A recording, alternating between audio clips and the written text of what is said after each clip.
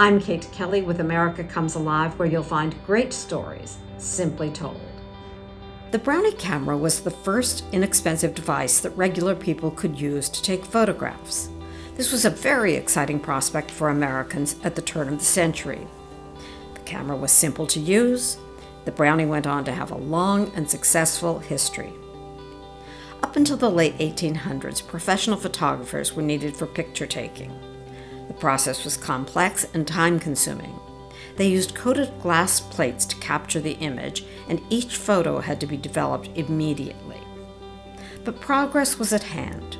Wet plate photography graduated to dry plate photography that was a little easier. Then Rochester businessman George Eastman started working with a way to treat paper so he could capture images.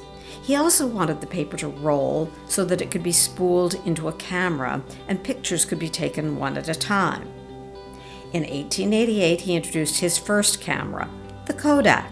His slogan was, "You press the button, we do the rest." The Kodak, however, was not cheap. It was priced at $25. That's about $500 today.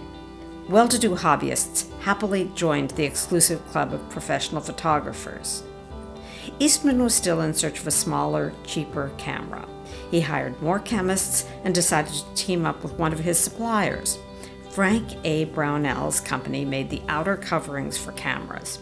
Together, they developed a smaller box camera that was preloaded with a roll of film. They called their new camera the Brownie. The price? Only $1. Older Americans will remember dropping off film to be developed. That's how the Brownie worked, too.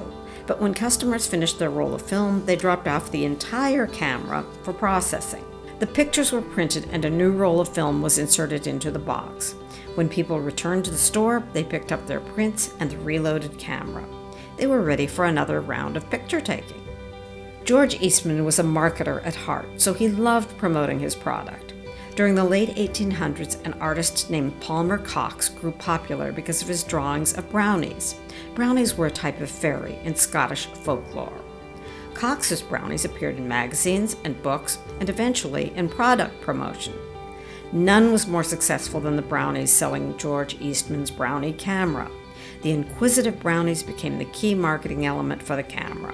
The public loved them, and the brownies illustrated how simple the cameras were to use. Even children could use the Brownie camera.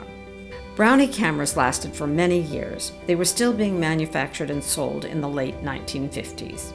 Today, of course, people snap most photos with their camera phones, but we couldn't have had camera phones if we hadn't had the Brownie. I'm Kate Kelly with America Comes Alive.